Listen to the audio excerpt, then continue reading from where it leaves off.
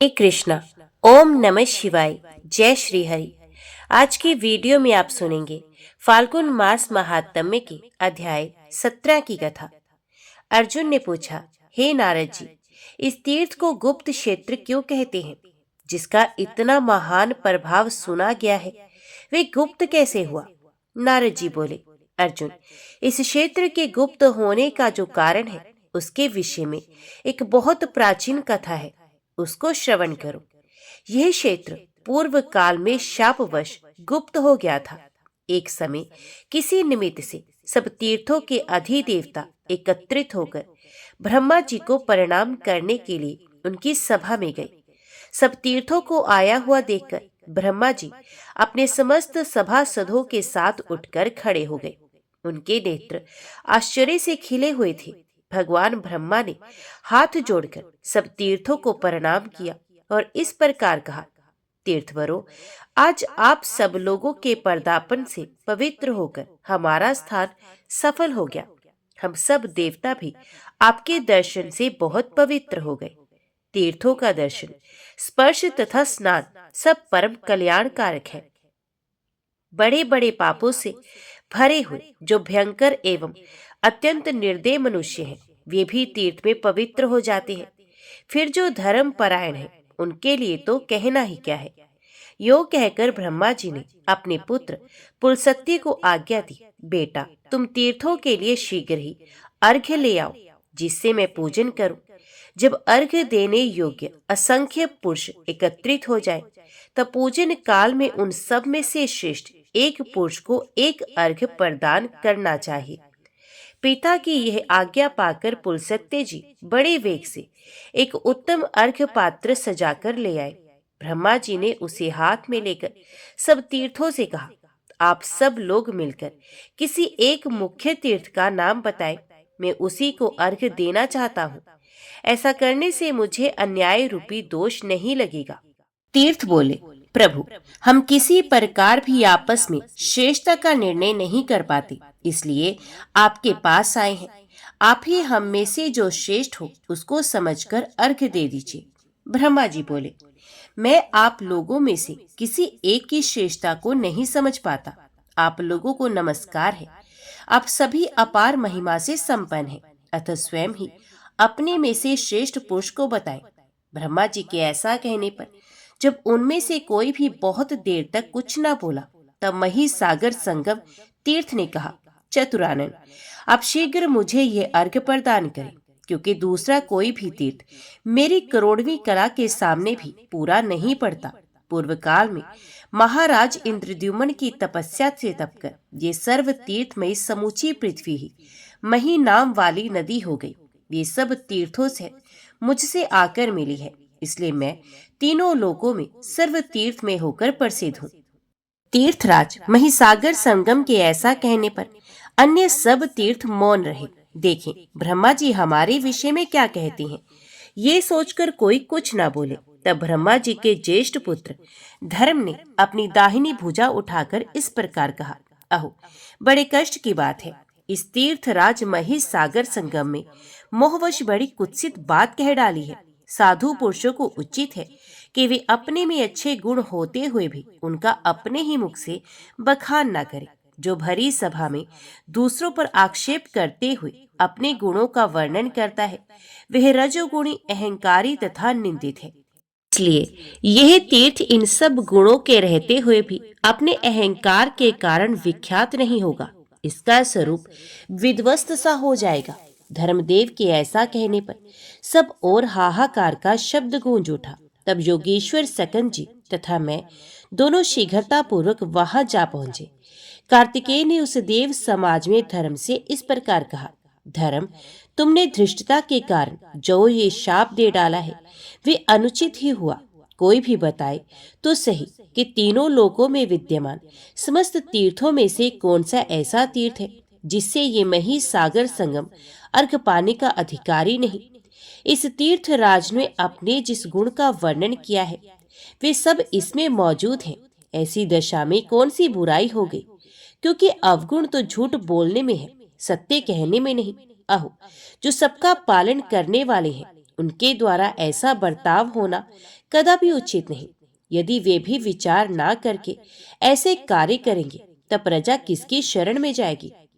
स्वामी सकंद के ऐसा कहने पर धर्म ने इस प्रकार उत्तर दिया, आपका ये कहना ठीक है कि ये महिसागर संगम सब तीर्थों में प्रधान होने और ब्रह्मा जी से अर्घ पाने के सर्वथा योग्य है, किंतु साधु पुरुषों का ये सनातन नियम है कि अपने ही मुंह से अपने गुणों का बखान नहीं करना चाहिए।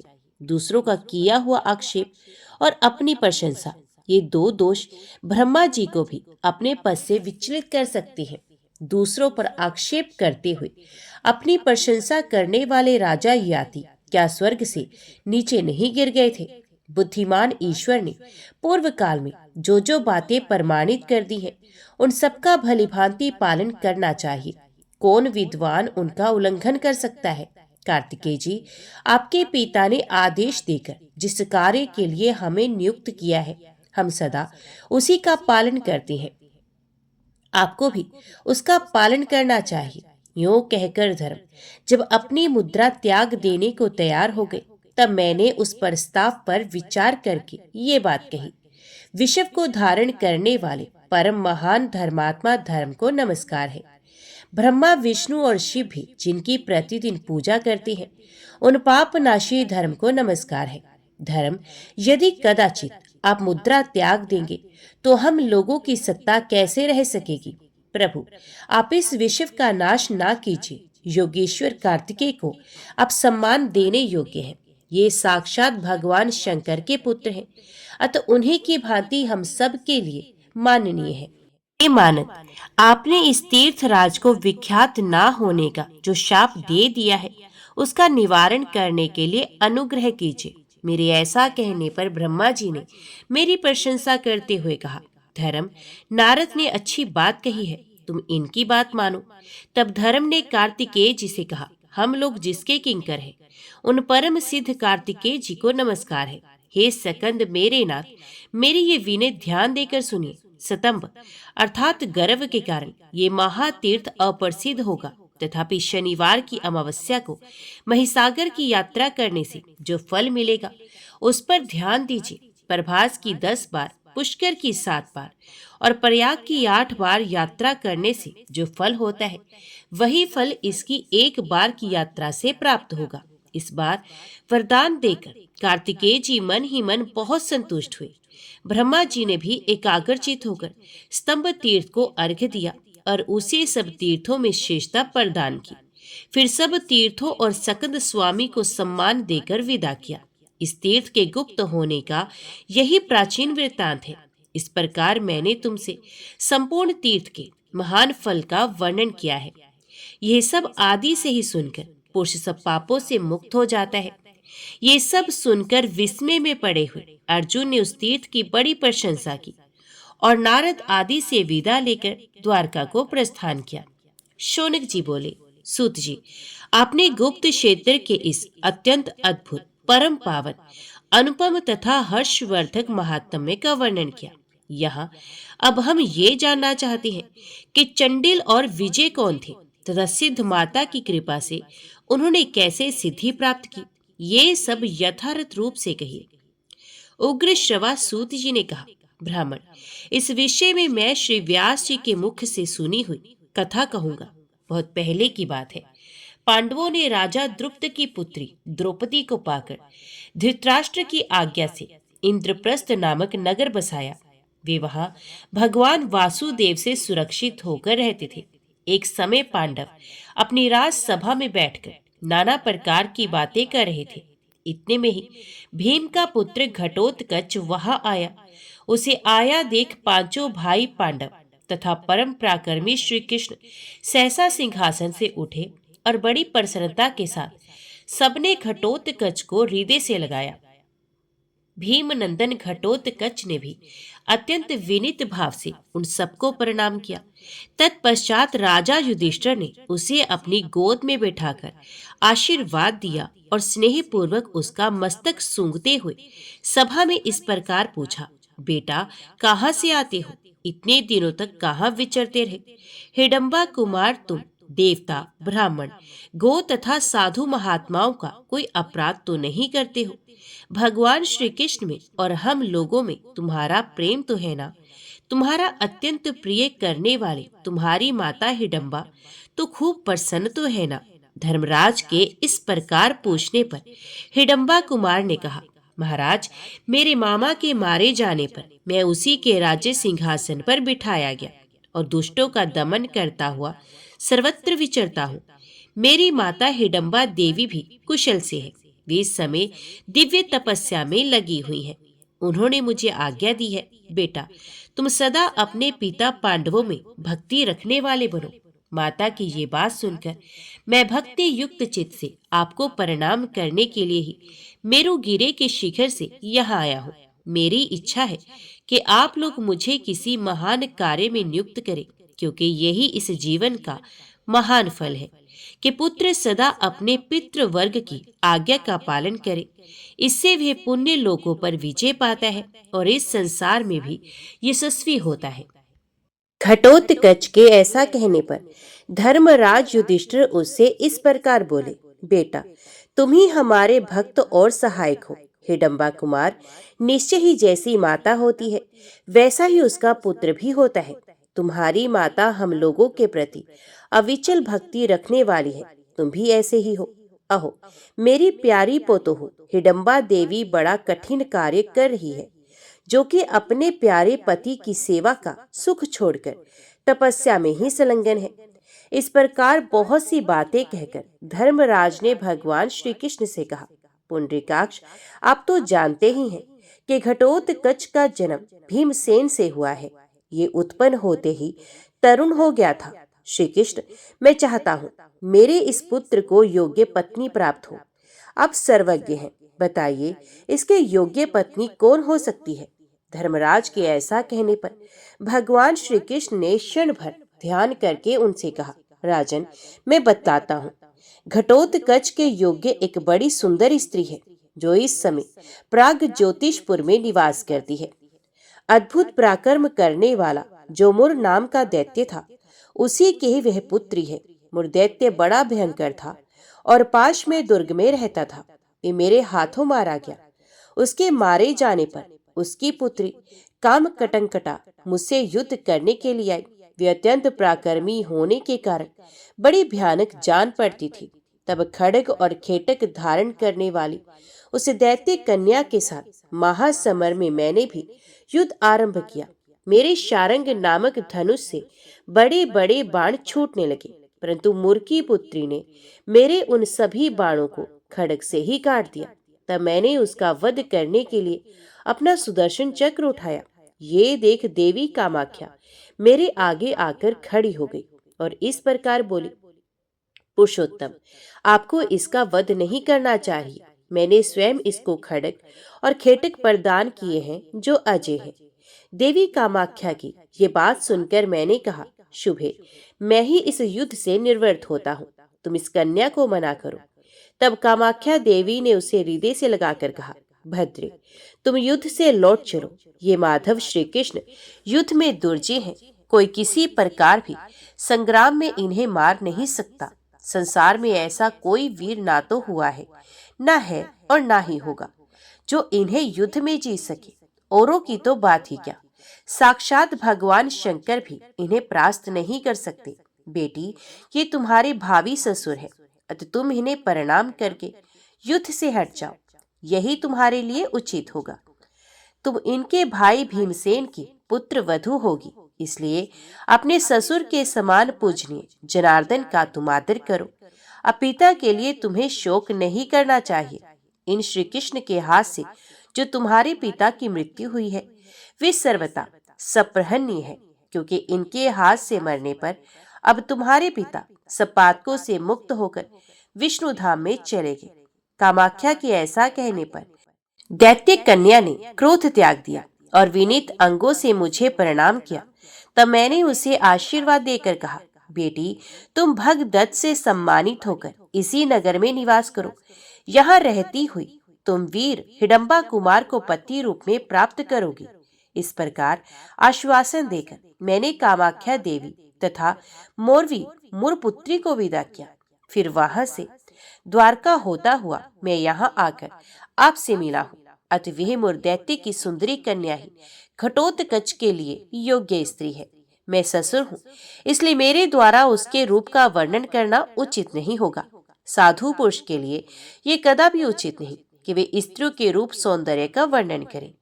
एक बात और सुन लीजिए, उसने प्रतिज्ञा कर रखी है कि जो मुझे किसी प्रश्न पर निरुत्तर करके जीत ले तथा जो मेरे समान ही बलवान हो, वही मेरा पति होगा। उसकी यह प्रतिज्ञा सुनकर बहुत से दैत्य तथा राक्षस उसे जीतने के लिए गए, किंतु मोरवी ने उन सबको परास्त करके मार डाला। यदि महाप्रकर्मी घटोत्कच ऐसी मोरवी को जीतने का उत्साह रखता हो तो वे अवश्य ही इसकी पत्नी होगी। युधिष्ठिर बोले, प्रभु, उसके सब गुणों से क्या लाभ है जब उसमें ये एक ही महान अवगुण भरा है। उस दूध को लेकर क्या किया जाएगा जिसमें विष मिला दिया गया हो। अपने प्राणों से भी अधिक प्यारे भीमसेन कुमार को केवल साहस के भरोसे कैसे इस संकट में डाल दे। यह बेचारा तो शुद्ध वाक्य भी बोलना नहीं जानता। जनार्दन, देश देश में और भी तो बहुत सी स्त्रियां हैं, उन्हीं में से किसी उत्तम स्त्री को बताइए। भीमसेन बोले, भगवान श्री कृष्ण ने जो बात कही है वे अनेक प्रयोजनों को सिद्ध करने वाली सत्य और उत्तम है। मेरा विश्वास है घटोत्कच शीघ्र ही मोरवी को प्राप्त करेगा।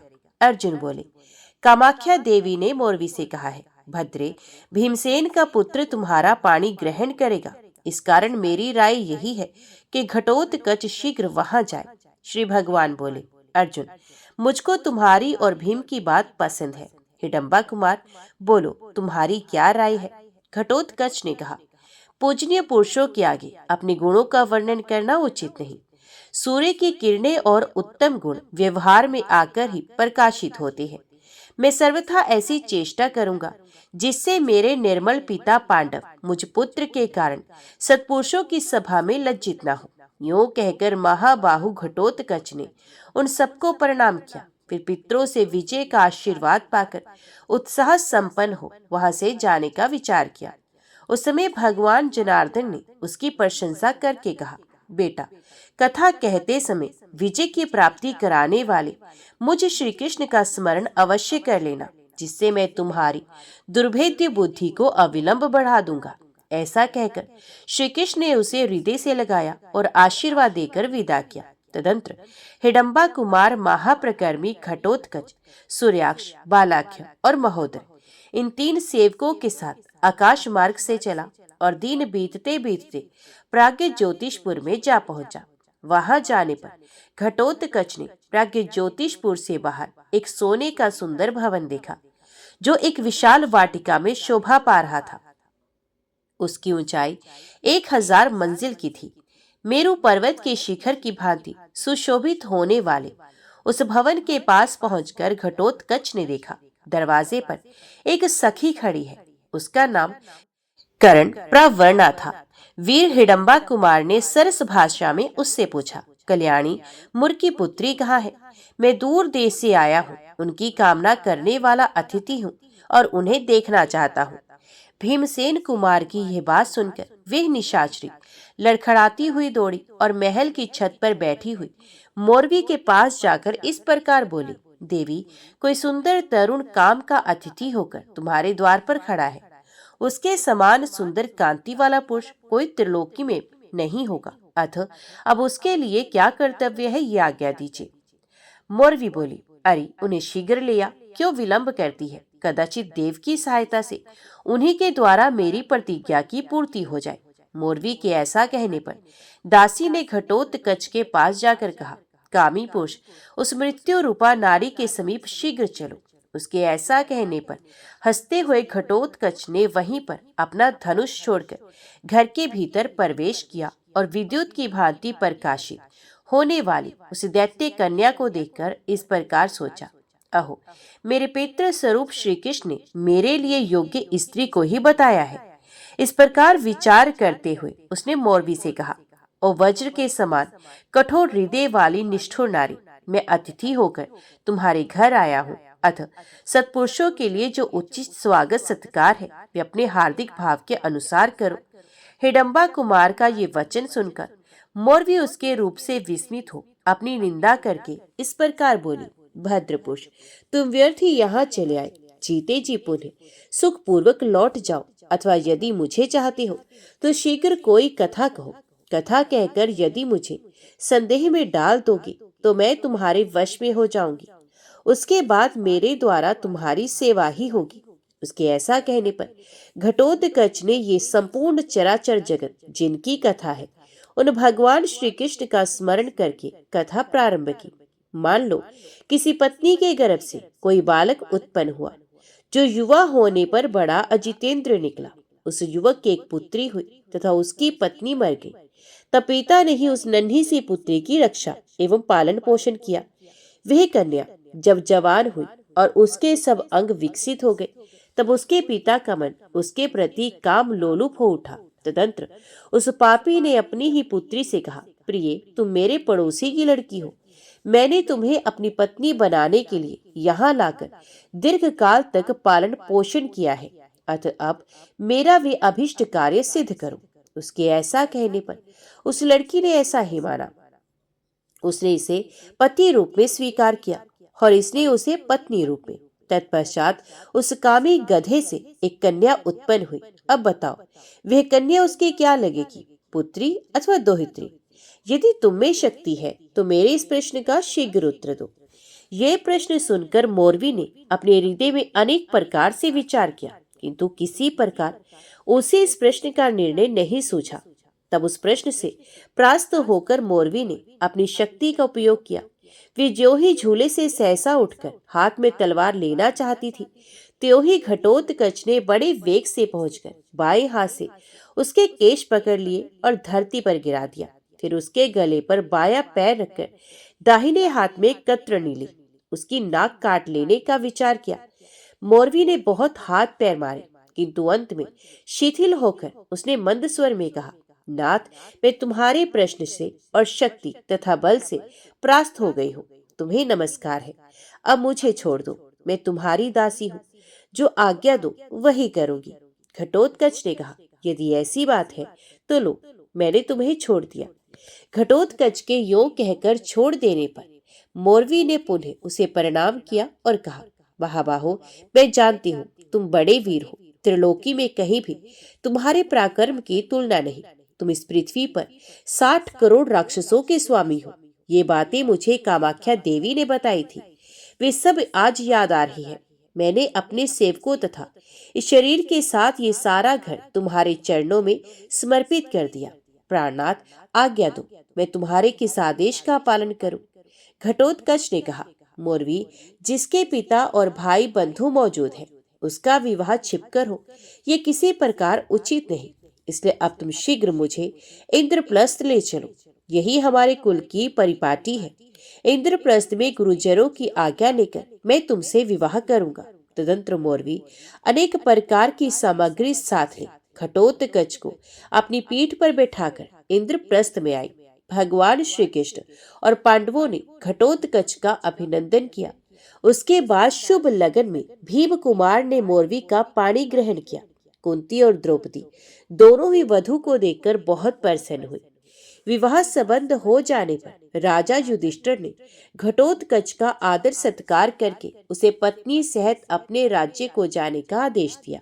महाराज की आज्ञा शिरोधार्य करके हिडम्बा कुमार अपनी राजधानी हिडम्ब वन को चला गया। वहां उसने मौरवी के साथ बहुत दिनों तक क्रीड़ा की। तदंतर समय अनुसार उसके गर्भ से एक महातेजस्वी एवं बाल सूर्य के समान कांतिमान बालक उत्पन्न हुआ, जो जन्म लेते ही युवावस्था को प्राप्त हो गया। उसने माता पिता से कहा, मैं आप दोनों को प्रणाम करता हूँ। बालक के आदि गुरु माता पिता ही है, अतः आप दोनों के दिए हुए नाम को मैं ग्रहण करना चाहता हूँ। तब घटोत्कच ने अपने पुत्र को छाती से लगाकर कहा, बेटा, तुम्हारे केश घुंघराले हैं, बर्बराकार है, इसलिए तुम्हारा नाम बर्बरीक होगा। महाबाहो, तुम अपने कुल का आनंद बढ़ाने वाले होगे। तुम्हारे लिए जो परम कल्याण में वस्तु है, उसको हम लोग द्वारकापुरी चलकर यदुकुलनाथ भगवान वासुदेव से पूछेंगे। तदंत्र मोरवी को घर पर ही छोड़कर बुद्धिमान घटोत्कच अपने पुत्र को साथ ले आकाश मार्ग से द्वारका को गया। वहां यादवों की सभा में पहुंचकर उसने उग्रसेन, वसुदेव, सात्यकी, अक्रूर, बलराम तथा श्री कृष्ण आदि प्रधान प्रधान यदुवीरों को प्रणाम किया। पुत्र सहित घटोत्कच को अपने चरणों में पड़ा देख भगवान श्री कृष्ण ने उसको और उसके पुत्र को भी उठाकर छाती से लगा लिया और आशीर्वाद दे अपने समीप बिठाकर इस प्रकार पूछा, बेटा, कुरु वंश को बढ़ाने वाले राक्षस श्रेष्ठ, बताओ, तुम्हें सब ओर से कुशल तो है ना? यहाँ किस लिए तुम्हारा आगमन हुआ है? घटोत्कच बोला, देव, आपके प्रसाद से मुझे सब ओर से कुशल है। आपकी बताई हुई स्त्री मोरवी के गर्भ से मेरे इस पुत्र का जन्म हुआ। ये आपसे कुछ प्रश्न पूछेगा, उसे सुनिए, इसलिए मैं यहाँ आया हूँ। श्री भगवान ने कहा, बेटा मौर्य, तुम्हें जो जो पूछने की इच्छा हो सब पूछ लो। बर्बरीक बोला, आर्य देव माधव, मैं मन, बुद्धि और समाधि के द्वारा आपको प्रणाम करके ये पूछता हूँ कि संसार में उत्पन्न हुए जीव का कल्याण किस साधन से होता है? कोई धर्म को कल्याण कारक कहते हैं, तो कोई ऐश्वर्य दान को, कुछ लोग दम को, कोई तपस्या को, कोई द्रव्य को, कोई भोगों को, तथा कोई मोक्ष को ही श्रेय कहते हैं। पुरुषोत्तम, इस प्रकार सैकड़ों श्रेयों में से किसी एक श्रेय को निश्चित करके बताइए जो मेरे इस कुल के लिए कल्याणकारी हो। श्री भगवान बोले, बेटा, प्रत्येक वर्ण के लिए पृथक पृथक उत्तम श्रेय बताया गया। ब्राह्मणों के कल्याण का मूल है तप, इंद्रिय संयम तथा स्वाध्याय। मनीषी पुरुषों ने धर्म के स्वरूप का निरूपण भी ब्राह्मणों के लिए कल्याण की बात बताई है। क्षत्रियों के लिए सर्वप्रथम बल ही साध्य है, ये बात पहले ही बताई गई। दुष्टों का दमन और साधुओं का संरक्षण भी क्षत्रियों के लिए श्रेयस्कर है। वैश्यों के श्रेय का साधन है पशुपालन और कृषि विज्ञान। शूद्र के लिए द्विजों की सेवा ही श्रेयस्कर है। उसके द्वारा जीवन निर्वाह करने वाला शूद्र सुखी होता है, अथवा शूद्र भांति भांति के शिल्प कर्मों द्वारा जीविका चलाए और द्विजातियों के हित में लगा रहे। तुम क्षत्रिय कुल में उत्पन्न हुए हो, अथवा अपना कर्तव्य सुनो। पहले तुम ऐसे बल की प्राप्ति के लिए साधन करो जिसकी कहीं तुलना ना हो। फिर उस बल से दुष्टों का दमन और साधु पुरुषों का पालन करो। ऐसा करने से तुम्हें स्वर्गलोक की प्राप्ति होगी। बेटा, देवियों की अत्यंत कृपा होने से ही बल प्राप्त होता है, इसलिए तुम बल प्राप्त करने के उद्देश्य से देवी की आराधना करो। बर्बरीक ने पूछा, प्रभु, मैं किस क्षेत्र में किस देवी की कैसे आराधना करूं? उसके इस प्रकार पूछने पर भगवान दामोदर ने क्षण भर ध्यान करके कहा, महिसागर संगम तीर्थ में, जो गुप्त क्षेत्र के नाम से विख्यात है, वही नारद जी द्वारा बुलाई हुई 9 दुर्गाएं निवास करती हैं। वहां जाकर उनकी आराधना करो। बर्बरीक से ऐसा कहकर भगवान श्री कृष्ण ने घटोत्कच से कहा, भीमनंदन, तुम्हारा ये पुत्र अत्यंत सुंदर हृदय वाला है, इसलिए मैंने इसे सुहृदय ये दूसरा नाम प्रदान किया। यूं कहकर भगवान ने उसे छाती से लगा लिया और नाना प्रकार के धन से उसको संतुष्ट करके गुप्त क्षेत्र में जाने का आदेश दिया। तब भगवान श्री कृष्ण को, अपने पिता घटोत्कच को और वहां बैठे हुए सब यादवों को प्रणाम करके उन सब की आज्ञा ले बर्बरीक गुप्त क्षेत्र को चला गया।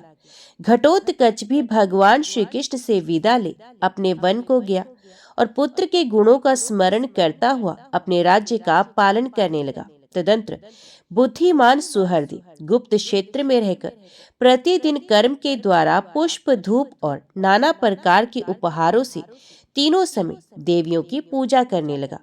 3 वर्षों तक आराधना करने पर देवियां उस पर बहुत संतुष्ट हुई और प्रत्यक्ष दर्शन देकर उन्होंने उसको ऐसा दुर्लभ बल प्रदान किया जो तीनों लोकों में किसी के पास नहीं है। तत्पश्चात वे बोली, महाद्वितीय, कुछ काल तक तुम यहीं निवास करो, फिर विजय की संगति पाकर तुम अधिक कल्याण के भागी होगे।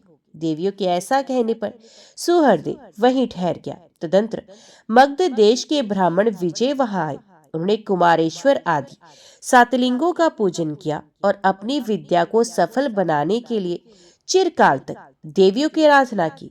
इससे संतुष्ट होकर देवियों ने स्वप्न में ये आदेश दिया कि तुम आंगन में सिद्ध माता के आगे संपूर्ण विद्याओं का साधन करो। सुहृदय हमारा भक्त है, ये तुम्हारी सहायता करेगा।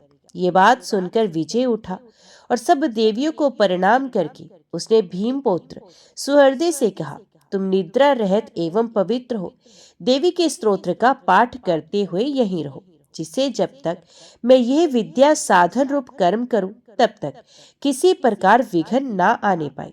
विजय के ऐसा कहने पर महाबली बर्बरीक जब विघ्न निवारण के लिए वहां खड़ा हुआ, तब विजय ने सुखपूर्वक आसन पर बैठकर मंत्र से गुरुओं को नमस्कार किया। उसके बाद उक्त गुरु मंत्र का अष्टोशत जप करके पुनः गुरुजनों को प्रणाम करने के पश्चात गणेश्वर विधान आरंभ किया। अब मैं गणपति के उस उत्तम मंत्र का वर्णन करता हूँ, जो बहुत छोटा होने पर भी समस्त कार्यों का साधन, महान प्रयोजनों की प्राप्ति कराने वाला तथा सब प्रकार की सिद्धि देने वाला है। 7 अक्षरों का मंत्र है। मंत्र का विनियोग वाक्य इस प्रकार है, अर्थात इस गणपति मंत्र के गण नामक ऋषि विघ्नेश्वर देवता गम बीज और ओम शक्ति है। पूजा, जप, तिलक, मनोरथ सिद्धि अथवा होम के लिए इसका विनियोग है। पूर्वोक्त मूल मंत्र से चंदन, गंध, पुष्प, धूप, दीप, नैवेद्य और तांबूल निवेदन करें। इसके बाद मूल मंत्र का जप करें। अष्टोशत सहस्त्र, लक्ष्य अथवा कोटि बार यथाशक्ति जप करके दशांश हवन के लिए अग्निदेव का आवाहन करें। आवाहन के बाद मंत्र से गूगल की गोलियों द्वारा होम करें, जो इस प्रकार सब विघ्नों में इस उत्तम मंत्र का साधन करता है, उसके समस्त विघ्न नष्ट हो जाते हैं और उसे मनोवांछित वस्तु की प्राप्ति होती है। विजय भी उस गणेश्वर कल्प को जानते थे, अतः उन्होंने अष्टोशत जप करके गूगल की गुटिकाओं द्वारा दशांश आहुति दी और सिद्ध विनायक का पूजन किया। इसके बाद सिद्ध अंबिका को नमस्कार करके अपराजिता नामक वैष्णवी महाविद्या का साधन सहित जप किया, जिसके स्मरण मात्र से सब दुखों का नाश हो जाता है। विप्रवर, मैं इस विद्या का वर्णन करता हूँ, सुनो। भगवान वासुदेव को नमस्कार है। सहस्त्र मस्तकों वाले भगवान अनंत को नमस्कार है, जो शेर समुद्र में शयन करते हैं। शेषनाग का विशाल शरीर जिनकी शैया है, गरुड़ जिनका वाहन है, जो पीतांबर धारण करते हैं। वासुदेव, संघर्षण, प्रद्युम्न और अनिरुद्ध, ये चारों व्यूह जिनके स्वरूप हैं, जिन्होंने हैग्रीव रूप धारण किया है, उन्हीं भगवान विष्णु को नमस्कार है। नरसिंह, वामन, त्रिविक्रम तथा वरदायक राम, आपको नमस्कार है। विश्वरूप, बहुरूप, मधुसूदन, महावराह, महापुरुष, वैकुंठ, नारायण, पद्मनाभ, गोविंद, दामोदर, ऋषिकेश, समस्त असुरों का संहार करने वाले, संपूर्ण प्राणियों को अपने वश में रखने वाले, सब दुखों का नाश करने वाले, संपूर्ण विपत्तियों का भंजन करने वाले, सब नागों का मान मर्दन करने वाले, सर्वदेव महेश्वर, सबका बंधन छुड़ाने वाले, सब शत्रुओं का संहार करने वाले, समस्त ज्वरों का नाश करने वाले, संपूर्ण ग्रहों का निवारण तथा सब पापों का शमन करने वाले, भक्तजन, आनंददायक जनार्दन, आपको नमस्कार है। आपके लिए सुंदर भविष्य का भाग समर्पित है। जो साधक इस अपराजिता वैष्णवी महाविद्या का जप, पाठ, श्रवण, स्मरण, धारणा और कीर्तन करता है, उसे वायु, अग्नि, वज्र, पत्थर, बिजली और वर्षा का भय नहीं प्राप्त होता। उसके लिए समुद्र से, ग्रहों से तथा चोरों से भी भय नहीं रहता। इस प्रकार विजय ने संयमशील होकर मन, बुद्धि और समाधि के द्वारा इस अपराजिता वैष्णवी महाविद्या का साधन आरंभ किया। जो बिना साधन के भी प्रतिदिन इस विद्या का पाठ करता है, उसके भी समस्त विघ्न नष्ट हो जाते हैं। विजय साधन में लगे थे। उसमें रात्रि के पहले पहर में एक राक्षसी ने विघ्न उपस्थित किया, किंतु बर्बरीक ने उस राक्षसी को भगा दिया। तत्पश्चात आधी रात में दूसरा विघ्न उपस्थित हुआ। बर्बरीक ने उसका भी निवारण किया। तदंतर रैपलिंद्र नाम का एक दानव विजय की ओर दौड़ा। उसका शरीर 1 योजन लंबा था। उसके मस्तक और उदर 100 थे। वे अपने मुखों से अग्नि की बड़ी भारी ज्वाला उगलता हुआ आ रहा था। उसे दौड़कर आते देख महाबली बर्बरीक भी उसकी ओर वेग से दौड़े। दोनों बहुत देर तक स्थिरतापूर्वक युद्ध करते रहे। फिर बर्बरीक ने उसे भूमि पर गिराकर खूब रगड़ा और तब तक नहीं छोड़ा जब तक उसके प्राण नहीं निकल गए। मरने पर उसे अग्निकोण में महिसागर संगम के तट पर फेंक दिया। इस प्रकार उसका वध करके वीर बर्बरीक पुनः विजय की रक्षा के लिए खड़ा हो गया। तत्पश्चात तीसरे पहर में पश्चिम दिशा की ओर से एक राक्षसी आई जो पर्वताकार की थी।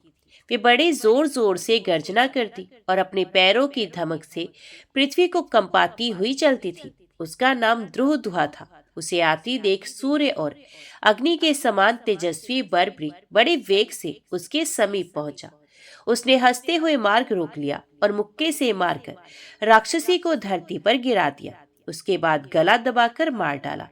उसे मारकर बर्बरीक पुनः रक्षा के लिए खड़ा हो गया। तदंतर चौथे पहर में एक अद्भुत नकली सन्यासी मूड मुड़ाए दिगंबर वेश में वहां आया। उसने बड़ा भारी व्रती होने का ढोंग रच रखा था। उसने आते ही कहा, हाय हाय, अरे भाई, ये तो बड़े कष्ट की बात है।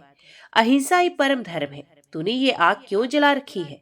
आग में हवन करते समय सूक्ष्म जीवों का बड़ा भारी वध हो रहा है। उसकी यही बात सुनकर बर्बरीक ने हंसते हुए कहा, अग्नि में आहुति देने पर सब देवताओं की तृप्ति होती है। दुर्बुद्धि पापी, तू झूठ बोलता है, इसलिए दंड का पात्र है। यो कहकर बर्बरीक सहसा उसके पास जाकर खड़ा हो गया और मुक्के से मार मार कर उसके सारे दांत गिरा दिए। वास्तव में वह एक दैत्य था। क्षण भर में सचेत होने पर वे बर्बरीक के भय से भागा और एक गुफा के बिल में समा गया। बर्बरीक ने क्रोध में भरकर बड़े वेग से उसका पीछा किया, किंतु वह दैत्य वायु के समान वेग से दौड़ता पाताल में समा गया। 60 योजन विस्तृत बहुप्रभा नाम की नगरी में वे निवास करता था। बर्बरीक वहां भी उसके पीछे पीछे जा पहुंचा। उसे देखकर पलाशी नाम वाले दैत्यों में दौड़ो, मारो, काटो और फाड़ डालो आदि के रूप में महान कोलाहल मच गया। हल्ला सुनकर अनेक प्रकार के अस्त्र शस्त्र धारण किए 9 करोड़ भयानक दैत्य योद्धा वीर बर्बरीक पर टूट पड़े। इस प्रकार करोड़ों दैत्यों को देखकर घटोत्कच का पुत्र क्रोध से जल उठा। उसने किन्हीं को पैरों से, किन्हीं को भुजदंडों से और किन्हीं को छाती के धक्कों से मार मार कर क्षण भर में यमलोक पहुंचा दिया। दैत्यों को मारे जाने पर वासुकी आदि नाग वहां आए और नाना प्रकार के प्रिय वचनों द्वारा सुहृदय की स्तुति करते हुए बोले, भेमीनंदन, अपने नागों का बड़ा भारी उपकार किया, क्योंकि आपके द्वारा ये पलाशी नामक दैत्य अपने सेवकों सहित मारा गया। वीर, इस दुरात्मा ने अपने सेवकों की सहायता से भांति भांति के उपाय करके हम लोगों को पीड़ा दी और पाताल से भी नीचे गिरा दिया। आज आप हम नागों से कोई मनोवांछित वर मांगिए, हम सब आप पर प्रसन्न होकर वर देने को उत्सुक हैं। बर्बरीक बोला, नागगण, यदि मुझे वर देना चाहते हैं तो मैं यही मांगता हूँ कि विजय सब प्रकार के विघ्नों से मुक्त होकर सिद्धि प्राप्त करे। तब नागों ने प्रसन्न होकर कहा, बहुत अच्छा, ऐसा ही होगा। बर्बरीक नागों को वह दैत्यपुरी देकर उनके द्वारा सम्मानित हो वहां से लौटा। बिल के मनोहर मार्ग से लौटते समय उसने देखा कल्प वृक्ष के नीचे एक सर्व रत्न में लिंग विराजमान है। उसका महान प्रकाश सब ओर फैल रहा है तथा बहुत सी नाग कन्याएं उसका पूजन कर रही हैं। ये सब देखकर बर्बरीक को बड़ा विस्मय हुआ। उसने नाग कन्याओं से पूछा, सूर्य और अग्नि के समान तेजस्वी इस शिवलिंग की किसने स्थापना की है तथा इस शिवलिंग से चारों दिशाओं की ओर जो ये मार्ग गए हैं इनका भी परिचय दो। वीर बर्बरीक का ये वचन सुनकर नाग कन्याओं ने सक कुचाते हुए कहा, संपूर्ण नागों के राजा महात्मा शेष ने तपस्या करके यहाँ इस महालिंग की स्थापना की है। इसके दर्शन, स्पर्श, ध्यान और पूजन से ये सब सिद्धियों को देने वाला है। इस लिंग से पूर्व दिशा की ओर जाने वाला ये मार्ग भूलोक में श्री पर्वत तक चला गया है। नागलोक सुविधा पूर्वक वहां तक पहुंच सके, इसके लिए ईला पुत्र नाग ने इस मार्ग का निर्माण किया। दक्षिण से जाने वाला यह मार्ग पृथ्वी पर शुपारक क्षेत्र में पहुंचता है। इसे करकोटक नाग ने वहां जाने के लिए बनवाया। पश्चिम का यह मार्ग अतिशय प्रकाशमान प्रभास तीर्थ को जाता है। इसे ऐरावत ने नागों की यात्रा के लिए बनवाया। इसी प्रकार उत्तर से होकर निकला हुआ यह मार्ग पृथ्वी पर कुरुक्षेत्र में जाता है। महात्मा तक्षक ने वहां जाने के लिए ये मार्ग तैयार किया है। लिंग से ऊपर की ओर जो मार्ग जाता है, जिससे जाने के लिए आप खड़े हैं, ये गुप्त क्षेत्र में सिद्ध लिंग के पास किया। यह मार्ग स्वामी सकंद ने अपनी शक्ति के प्रहार से बनाया है। वीर, ये सब बातें हमने बता दी। अब आप हमारा निवेदन सुनिए। पहले तो ये बताइए कि आप कौन हैं? अभी अभी आप दैत्य के पीछे लग गए थे और अब अकेले ही लौट रहे हैं। इसका क्या कारण है? हम सब आपकी दासियां हैं और पति रूप में आपका वरण करती हैं। अब हमारे साथ यहाँ के विविध स्थानों में क्रीड़ा कीजिए। ओम नमः शिवाय। हर हर महादेव। आगे की कथा आप अगले अध्याय में सुनेंगे।